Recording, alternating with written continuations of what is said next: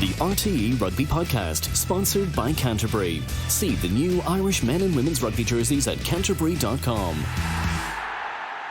All right, you're very welcome along to another RTÉ Rugby Podcast. Neil Treacy here with you alongside Bernard Jackman and Fiona Hayes. And we have a lot to get through this week because thanks to the TikTok Women's Six Nations moving into their own window, it now means that between pretty much the start of February and the end of April, you are chock-a-block with rugby. And we're going to get straight into it now because we're going to recap the Men's Six Nations. We're going to talk a little bit about the Women's Six Nations and also hopefully touch on some URC as well, which is obviously back with a bang this weekend. Big Interpro, Leinster against Connacht on Saturday. I'll start, Bernard, with yourself. We'll touch on the Men's Six Nations, which came to a conclusion there at the weekend. Ireland with a comfortable enough, it wasn't the most exhilarating victory against Scotland, but a relatively comfortable victory against Scotland. So Ireland finished second place overall, 4 bonus point wins, a bonus point defeat. Obviously, we all wanted to see Ireland win a championship, Bernard, but this was a pretty good effort, all things considered.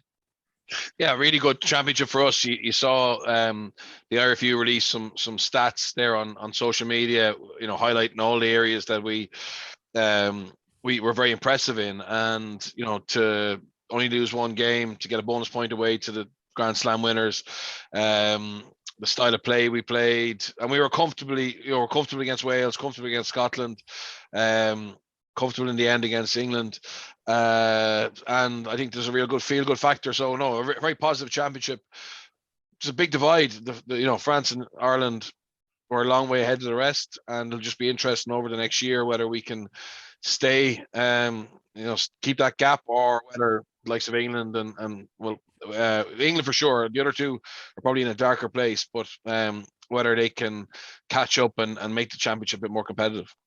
Well, let alone the gap between, we'll say, Ireland and those below them. How do Ireland go about closing the gap between themselves and France? Like, how big is that gap at the moment? I think it's bigger than the margin of the defeat in Paris, to be honest. I think that France have got a lot of growth left in them. Their age profile is very good. They'll get massive confidence from that. From that win, they've gone away from home to Cardiff and Murrayfield and won. And obviously next year they've got to go to Twickenham and Dublin. But I think that we have a lot of work to do in terms of being able to combat that power game. I mean, the perception is that France play brilliant running rugby. They actually don't. They're actually very structured. They kick the ball more than anybody else. They put the squeeze on you at set piece, but they have individuals who can just, I suppose, go into sixth gear at key moments. And one of the stats that was incredible was they're only in the English 22 for 46 seconds at the weekend and scored 3 tries. I mean, that's dangerous. That's horrible to try and have to defend against a team with that ability to go from outside the 22, get in there and score quickly. I mean, most coaches try and keep teams out of the 22 and work hard on that. With France, that even isn't a tactic. So that's guaranteed to work. So I think that they have a long way to go. For us, it's finding a little bit more power in our front five. And will we be able to do that in time for the World Cup? I'm not sure. It would have to start probably in New Zealand this tour. And I think the fact that Farrell is talking about bringing 42 players, getting an extra 2 games could be really helpful. Yeah, and it's along the lines of even what France would have done in Australia last summer, where they rested a lot of their key players and were able to expand the squad. But Fiona, to touch again on France and maybe the distance they are from Ireland at the moment, is there almost a little fear as well that France aren't finished yet, that they're still improving? Yeah, definitely. I think Bernard spoke about that age profile. We're pinning a lot of hope here on Johnny Sexton staying fit, and we know where he's at age wise. I think the French team in general have a very, I think it's about 26 or 27. Is it the average age of that squad, which is frightening, going maybe even a little bit lower going into a World Cup, one more Six Nations years and then World Cup. So I think there is a massive gap there in that power battle. But where what's shown through with Ireland, I think, and where I saw a lot, it was in that front row and the front row replacements that we had available for this Six Nations. powerfully, that's where we lost out. I think the battle around the pitch when we lost the likes of Andrew Porter and Tyke Furlong. Obviously, Dan Sheehan was someone who stood up to the mark. So there are a lot of in the second row as well. I think we felt we've put Tyke Byrne in there. I think he's a great second row. I think he's brilliant, but there's a lot of people feel that maybe he mightn't be as powerful in that scrum behind the tight head or the loose head, whichever side he's pushed in on. So look, it's trying to catch up with France in that power game, get the guys up to that strength, and definitely that trip over to New Zealand, we'll see a lot. And with the added games as well, I think it's good for squad rotation. Yeah, and it was something we spoke about last week as well, Bernard, maybe that, the depth at the moment in the propping positions is probably the one thing Ireland will be looking at over the next 12 months or so. But on the more positive side of things, what's the area of the pitch where you think Ireland have actually really added to their depth over the course of the last 6 to 12 months? Back three. I mean, a year ago, were we sure James Lowe was an international winger? There was certainly worrying examples from the England game in particular, where he looked like he didn't have the work rate or the concentration. He's bounced back to be a huge part of Ireland. That started in November. Mack Hansen, has come from nowhere really. Connacht obviously brought him in over the summer, but he's come from being a kind of left field signing to a certain extent to playing quite a big role in a Six Nations and doing really well. And then Hugo Keenan's not new, but wow, in terms of his consistency and his importance to the team, I think he's nailed on now as being a fullback that you can build a backline around. And, obviously Conway did really well as well. So I think the back three is probably the area where we now have the most strength and depth, because Ballotloon is coming through.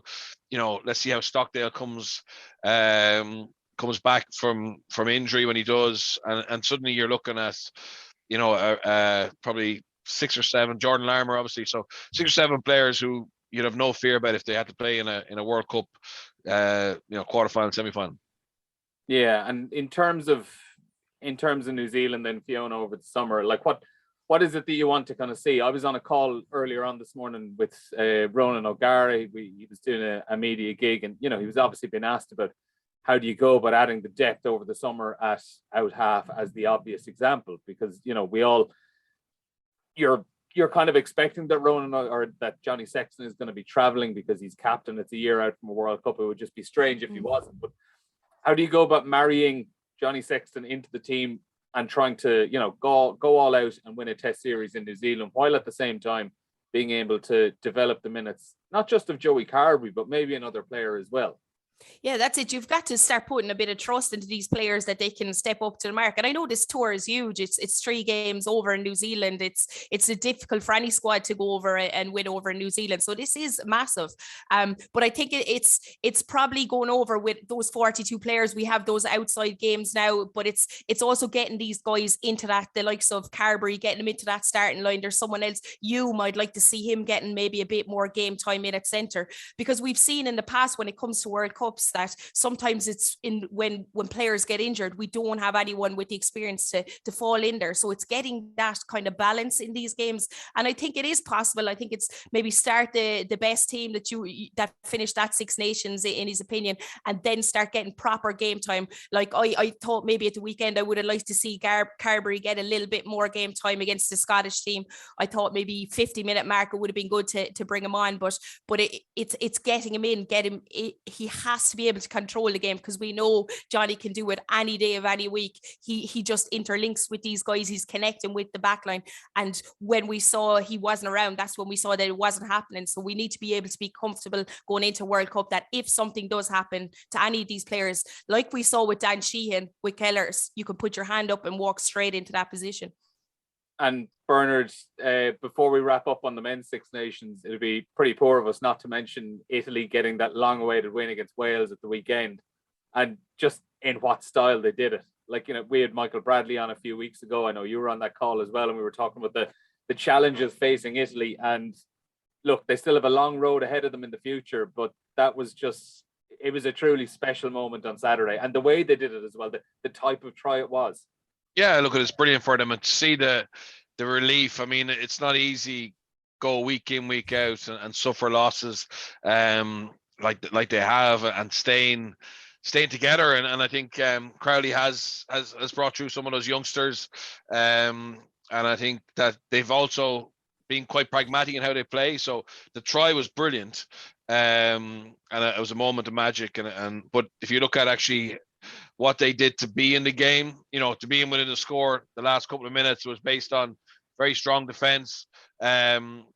Very good kicking game, decent set piece, huge work rate and energy at the breakdown. And they actually outworked Wales in the Millennium or the Principality. And that's what's driving the Welsh public mad. And I think the Welsh pundits is that, it's taken as a given that Wales show up at home and just didn't seem to be there mentally. So I think it was brilliant. It's a phenomenal try. And I think the big thing as well is, Ange Capuzzo, he's signed for Toulouse next year. So he's going to be winning games, most weeks with Toulouse. Garbisi now is at Montpellier, top of the top 14. I think that getting 5 or 6 of their players playing outside of Italy, coming back in with fresh ideas, with confidence, with belief, but on top of obviously having finally got a win, I think is massive. But I still think the Italian Federation needs to invest in Zebra and Benetton more. We saw there's a good crop of under 20s, but what environment are they going into? But definitely it's a positive. And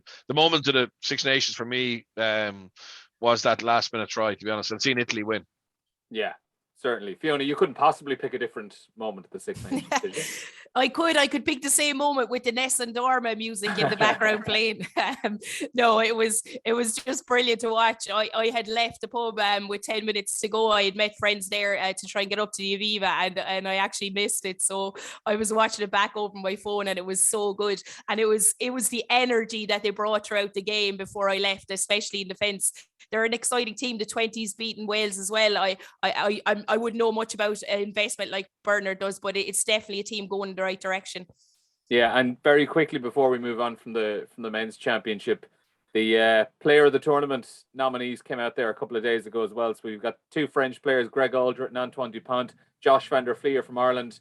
Bernard, who are you going with? I know I'm not giving an answer because I'm still unhappy that Cyril Bay isn't included. Who are you picking? I'm actually going to go with Aldred, because Dupont is obviously already World Player of the Year. He gets a lot of accolades. He's captained his team to a Grand Slam. I think Aldred, bar a couple of errors against Wales under the high ball, I just think he's been incredibly effective. He's not a big man yet. He wins a lot of collisions. He's a brilliant offloader, and someone I think is at the top of his game at the moment. So from Josh van der Flier has been excellent as well. But I think Aldred, when you look back over the 5 games he's played, I think he deserves it. Who gets your call, Fiona, or have they completely missed your favourite? I thought I might have seen Hugo Keenan in there. He was pretty awesome as well. No, look, I thought Josh van der Flier was absolutely outstanding. I watched him live from the Aviva and just seen his work rate around the pitch. He was everywhere. He's like a terrier. It's great to see. It's the perfect 7. But I agree with Bernard. I think Aldred, he's just an immense ball carrier. Few knock-ons. Even the pundits talking on the Wales match were in shock when he done that. So that just goes to show the type of character and player he is. So I think he's a definite. I think Dupont has enough now. So hopefully we'll see some forwards getting accolades. Yeah, Dupont needs to share the love a little bit more. Moving on to the TikTok Women's Six Nations, kicks off this weekend. Ireland against Wales at the RDS is 4:45 this Saturday. There's a live commentary there on RTÉ Radio 1 as well, by the way, on Saturday Sport. But Fiona, I suppose the big news of the week is obviously that Nichola Fryday was confirmed as the captain for the tournament. She was probably high up the list of candidates. It was probably the favorite choice, I would imagine. Was she the right choice? Yeah, definitely. I think in the last year or so, I think she's taken kind of control of running that line out, and she's been the caller, and she took over from Aoife McDermott and seems to have really stepped up to the mark. Listening to the girls at camp and stuff, she's really stepped up to the mark and has taken a lot of ownership on herself. I personally thought that because she'd gone over to play in Exeter, that I know Greg was kind of looking at players at home and stuff like that. So I thought that might have gone against her when he was choosing captain, but she's a great choice. She's a real leader, and she does the business on the pitch, but it's also the non-visible work, as you say. You wouldn't be talking about her a lot in a game of rugby, but it's in the rucks and the clear outs, and she's doing a lot of off the ball work. It's probably it's a bit of an unenviable job, I would say, coming in as captain for this season, where, you know, look, let's be honest, we're starting from a lower base than we would have been in previous years, and you're following on from someone like Ciara Griffin.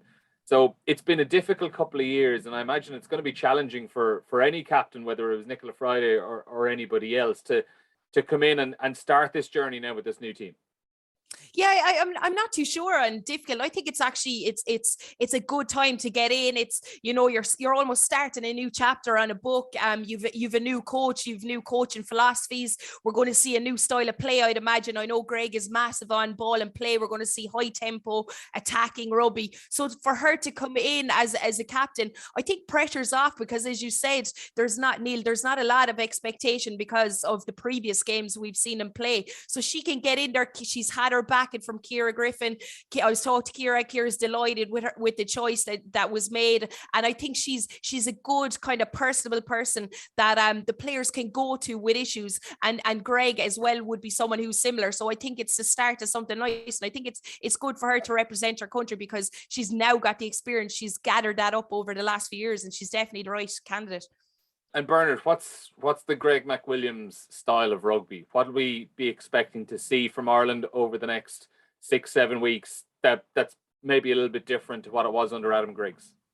Yeah, I think as Fiona said, he's all about, he's basically researched all the top women's teams in the world and the leagues they play in, and he's identified that we were a little bit behind in terms of the ball and play time that our players were subject to domestically and international level. So to do that, you need to have decent structures in attack and defense.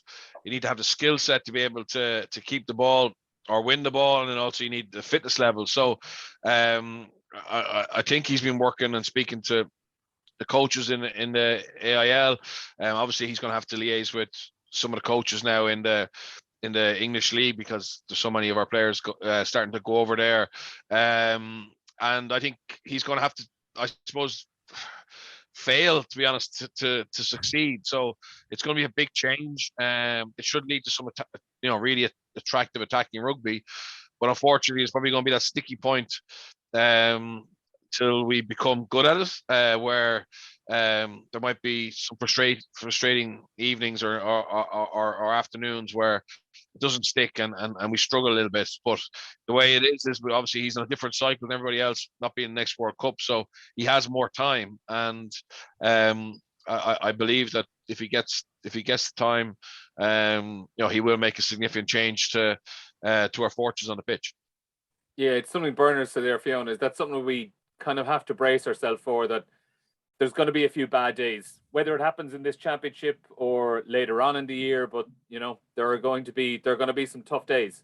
Yeah, I think there will be. I think it's good that we're obviously starting afresh. My personal opinion on looking at the team, I'm looking for big ball carriers.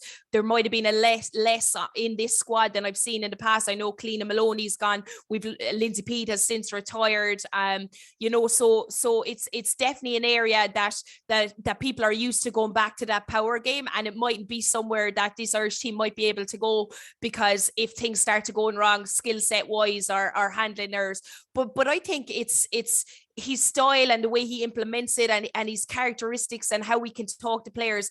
I think he will build up that, and I think in maybe the next year or so we will see some really, really good attacking rugby. Hopefully it's this Six Nations, but I just know they've maybe only had 4 or 5 camps, so it's not been as long as you'd like him to have those players to be implement his plan that he would have in place. And Birch, from a coaching point of view, what's it like, or have you kind of experienced the situation where you're coming into a new team and things haven't necessarily been good for a couple of years? There have been a lot of key leaders and star players who've either retired, moved on to other clubs or things like that. What's that like when you're coming in and having to lead from the transitional phase?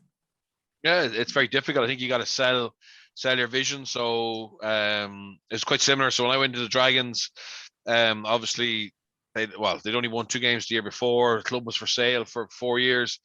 A lot of the players who had ambitions had left.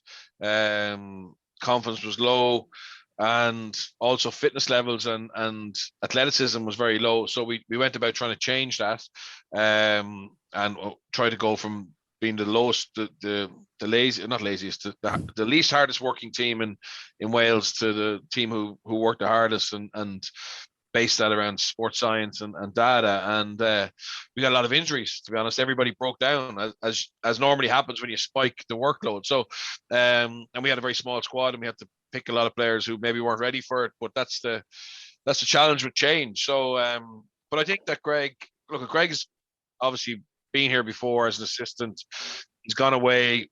He's worked in a country where there is challenges in terms of resources. With his job in Harvard, with his job with America, it's not easy. So he knows how difficult it is to build something. So I think that's a help as well, because sometimes if you don't understand that and you're used to having everything perfectly in place, it's a big mind block to try and overcome that. So I think he's and he's a people person as well. So he's out there engaging with people. He's listening, learning. He'll bring people with him. So I'd be very hopeful that I'm very confident he's the right man for the job.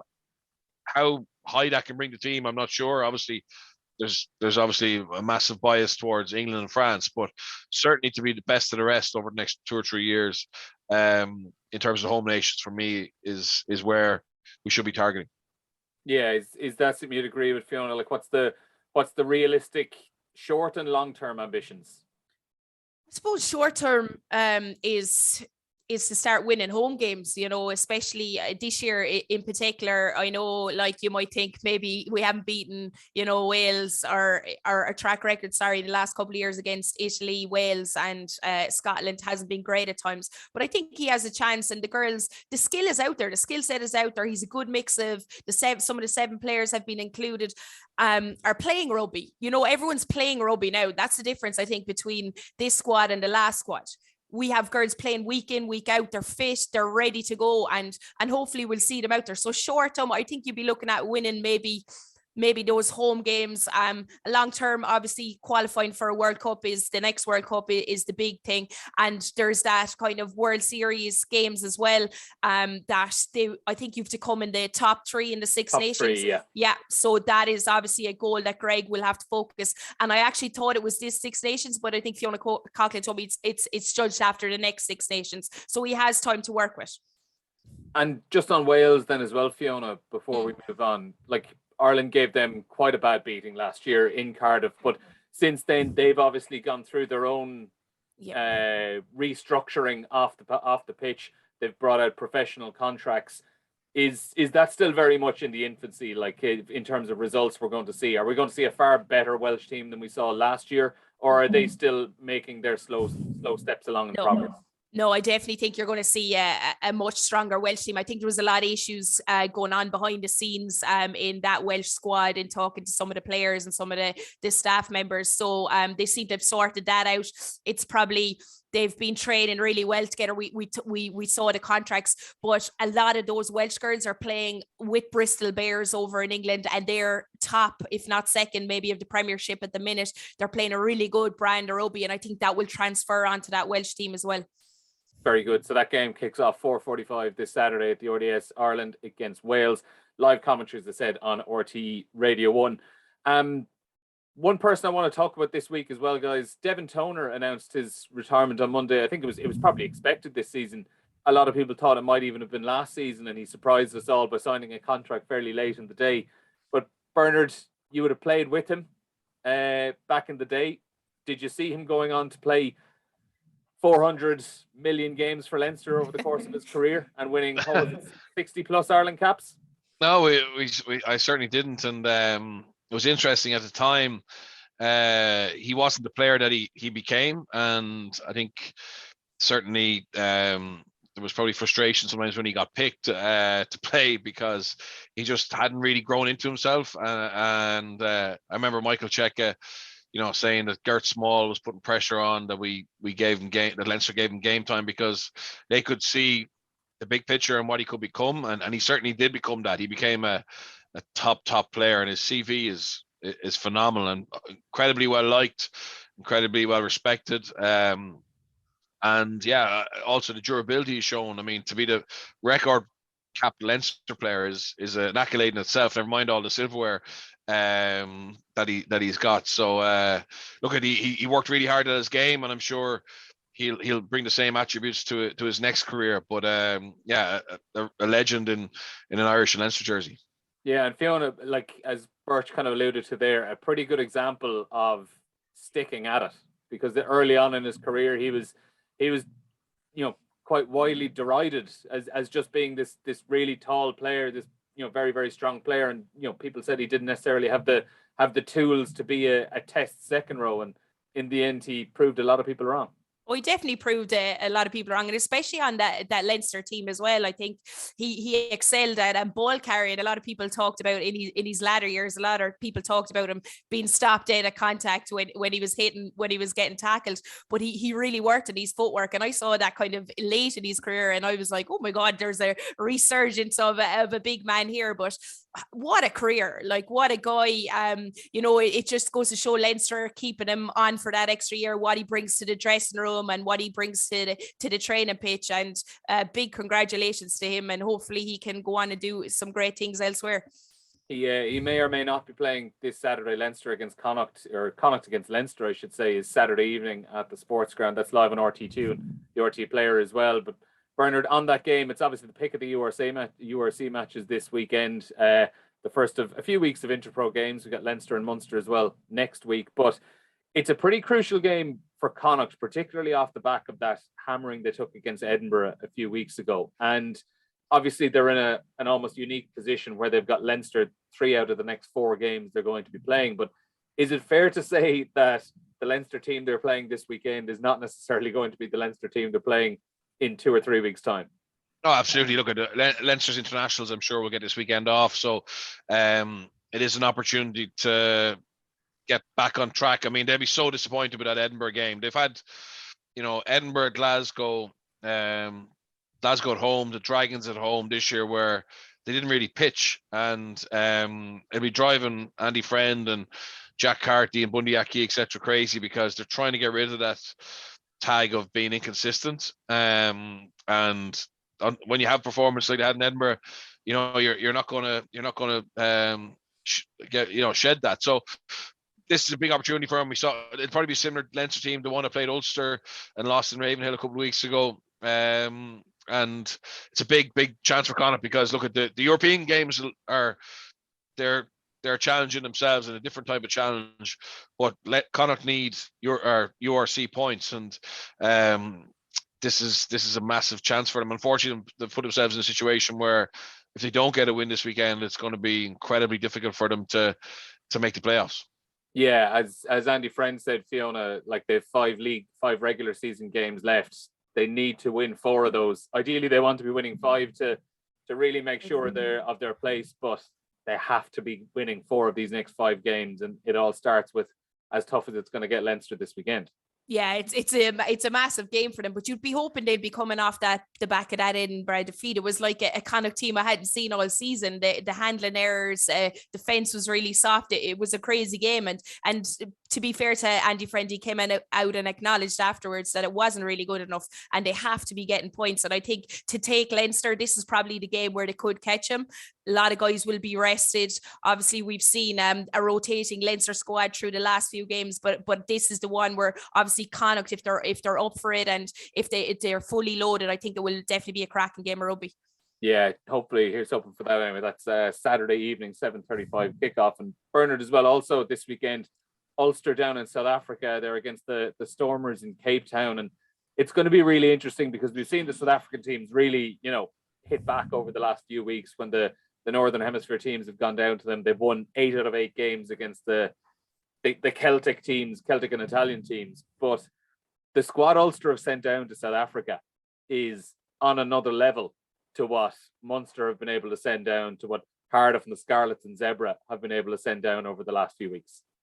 This is the strongest Northern Hemisphere team that's gone down. and Ulster obviously on the back of a really good run of games, the psychological boost of having gone back-to-back wins against Leinster, and they'll see this as an opportunity to go away from home and pick up points. So it'll be fascinating, and also for the Stormers, if they can beat Ulster now with the team they've sent down, it's another sign that these South African teams away from home in particular are going to be incredibly difficult to beat. Yeah, it's been good for the league over the last few weeks, Fiona, that you have had the Stormers, Sharks and Bulls work their way up now into the playoff positions, and like it just makes the league look a hell of a lot more competitive across the board.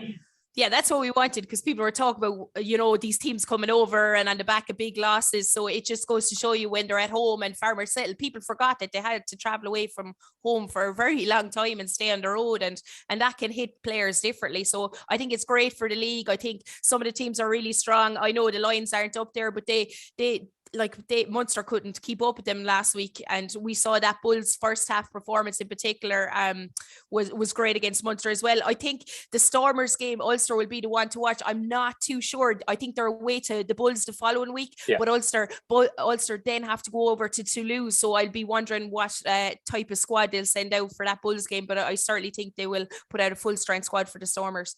And just before we wrap up then, Munster and Benetton is the Friday night game this week. Munster obviously 2 losing bonus points in South Africa. One of those games where they pulled a losing bonus point out of the bag, and another one where they pretty much threw a win away after the start they had. But moving on from South Africa and into the almost final third of the season coming up, it's going to be interesting, Bernard. Jason Jenkins back in full training with Munster this week, and he's played 20 minutes off the bench through just a series of relatively minor injuries. He hasn't even been one significant injury that's kept him out. It's been 3 or 4 little things. But if they can get him playing consistently over these final 8-10 games that they might have left across all competitions, is he potentially a game-changing player for them over what's left of this season? Well, Leinster think he is anyway. That's why they've signed him. And Munster, in fairness, thought he was. They see Munster in a much better place.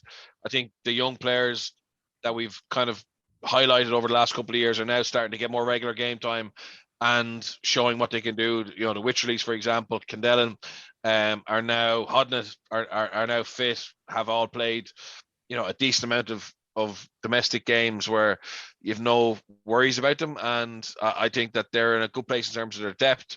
Plus, obviously, Jenkins coming in could be massive, particularly,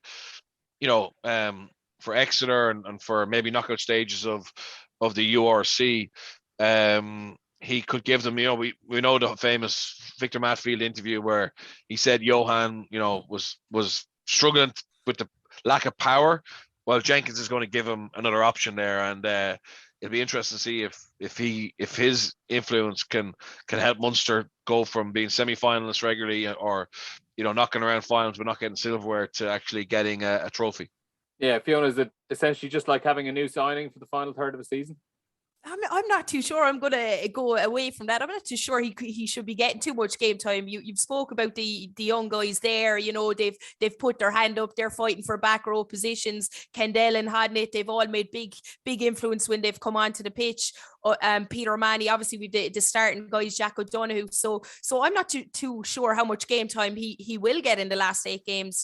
He's obviously there. He's a powerful ball carrier, but going away at the end of the season as a Munster team, do you want to be kind of investing that game time in him when you have young guys waiting to chomping at the bit to get on that pitch? So I'm gonna be devil's advocate here and say maybe he shouldn't get on that much and leave him off to Leinster.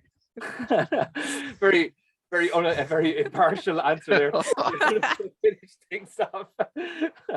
No sense to me at all. But listen, great stuff as always, Fiona Hayes and Bernard Jackman. That's it for this week's RTÉ Rugby podcast.